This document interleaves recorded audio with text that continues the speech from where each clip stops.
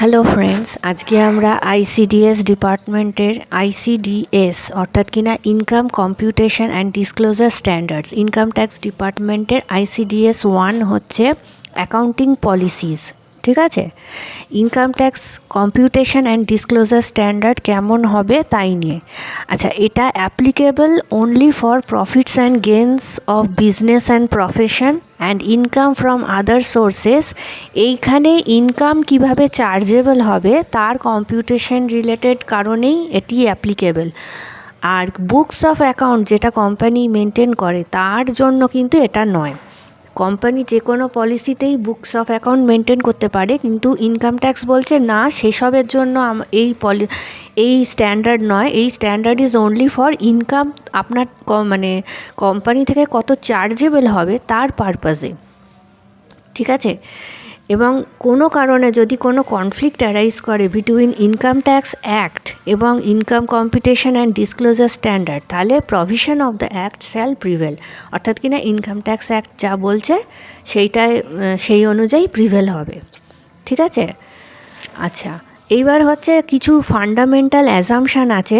একটি হচ্ছে going concern কনসেপ্টটা হচ্ছে যে কোম্পানি পরের দিনই বন্ধ হয়ে যাবে না, এই কনসার্নে মানে যেন নেক্সট ইয়ারও এটা কন্টিনিউ চলছে, এই কনসেপ্টটাই হচ্ছে গোয়িং কনসার্ন। অর্থাৎ কি না, কোনোভাবেই neither has the intention nor the necessity of liquidation মানে হচ্ছে কোম্পানি লিকুইডেট হয়ে যাচ্ছে এরকম কনসেপ্টে নয়। Curtailing of materially the scale of বিজনেসের কোনো কারণে প্রোডাকশান স্কেল কমিয়ে দেওয়া হচ্ছে, ছাঁটাই হচ্ছে, প্রফেশন ছাঁটাই হচ্ছে, ভোকেশন ছাঁটাই হচ্ছে, এই কনসেপ্টে কিন্তু নয়। গোয়িং কনসার্ন মানে হচ্ছে ফ্লোতে চলবে, মানে নেক্সট ইয়ারও ঠিকভাবেই চলবে। ঠিক আছে, কন্টিনিউ আছে। কনসিস্টেন্সি কথাটার মানে হচ্ছে অ্যাকাউন্টিং পলিসিটা কনসিস্টেন্ট। অর্থাৎ কি না, এবছর যদি ক্যাশ বেসিস নেওয়া হয়, পরের বছরও ক্যাশ বেসিস অ্যাকাউন্টিং পলিসি নেওয়া হচ্ছে। পলিসির কোনো সেই মার্কেট কারণেই হোক বা কোম্পানির ইন্টারনাল কারণেই হোক, কিছু কারণের জন্য অ্যাকাউন্টিং পলিসি বছর বছর চেঞ্জ হয় না, কনসিস্টেন্ট থাকে, অর্থাৎ ধারাবাহিকতা আছে।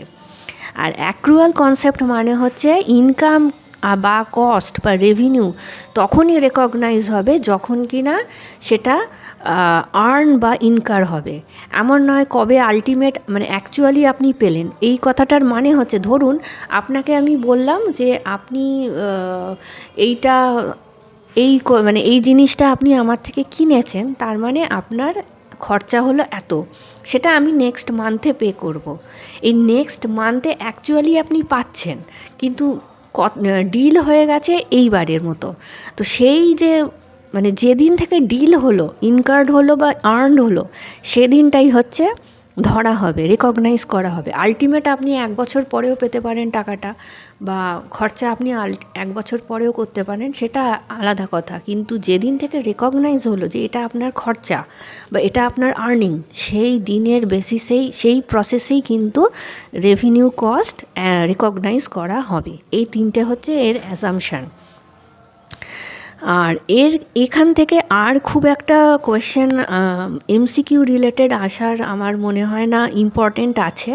তাও মানে খুবই অল্প পাতার, 2 পাতার মতো আছে। The accounting policies refer to the specific accounting principle and methods of applying those principle adopted by a person. ঠিক আছে, এইটা মানে আর এখান থেকে সেরকম কিছু আমি এমসিকিউ এর পেলাম না। একটাই হচ্ছে ডিসক্লোজার অলওয়েজ কিন্তু ট্রু অ্যান্ড ফেয়ার ভিউতে হবে। ঠিক আছে, রিপ্রেজেন্ট হবে accounting policy true and fair ভিউতে। আচ্ছা, কোনো রকমের যদি মানে মেটেরিয়ালিটিটাই এখানে আসলে, এখানে লিগাল প্রসেস কি বলছে সেটা কিন্তু ইম্পর্টেন্ট নয়। একটা লাইন দেখুন আছে, the treatment and presentation of transaction and events shall be govern by their substance and not merely by legal form. Legal প্রসেসে কী আছে সেটা পরের কথা, কিন্তু ইভেন্টস গভর্ন হবে আপনার সাবস্ট্যান্স, যা অ্যাকচুয়াল ফ্যাক্ট সেটা অনুযায়ী হবে। ঠিক আছে, আর একটা হচ্ছে এখানে মার্কেট লস বা এক্সপেক্টেড যে লস সেগুলো কিন্তু রেকগনাইজ হবে তখনই হবে যদি আইসিডিএসে তার প্রভিশন থাকে। আদারওয়াইজ আপনার কোনো একটা এমন মার্কেট লস হয়েছে যা আইসিডিএসে মানে প্রভিশন তার নেই, সেই লসগুলোকে কিন্তু রেকগনাইজ করা হবে না। আর অ্যাকাউন্টিং পলিসি চেঞ্জ করা যাবে না যদি না কোনো রিজনেবল কজ থাকে, মানে যেটা কনসিস্টেন্সির ধারণা যে বছর বছর একটা যা হোক তা হোক চেঞ্জ করে দিলাম, সেরম নয়। যদিও বা চেঞ্জ করতে হয় তার একটা প্রপার জাস্টিফিকেশান থাকতে হবে। আর হচ্ছে যতটা সম্ভব যা কিছু চেঞ্জ হচ্ছে, যা কিছু মানে এফেক্ট নেওয়া হচ্ছে, সেই সমস্ত কিছু কিন্তু আপনাকে as far as possible disclose করতে হবে। কোনো কিছুই লুকোনো যাবে না যতক্ষণ না অ্যাসার্টেন করা যাচ্ছে প্রবলেমস বা ইনকাম যাই বলুন না কেন, লস যাই বলুন না কেন, যতটা সম্ভব অ্যাসার্টেনেবল তত অবধি কিন্তু আপনাকে অ্যাকাউন্টিং পলিসিতে ডিসক্লোজ করতে হবে। আর যদি গোয়িং কনসার্ন কনসিস্টেন্সি আর অ্যাক্রুয়াল ফলো করা হয় তাহলে আইসিডিএসে আলাদা করে ডিসক্লোজার দেওয়ার দরকার নেই। আদারওয়াইজ কিন্তু অন্য অ্যাসামশান নিয়ে যদি অ্যাকাউন্টিং পলিসি অ্যাডপ্ট করা হয় তাহলে কিন্তু অবশ্যই ডিসক্লোজার দিতে হবে।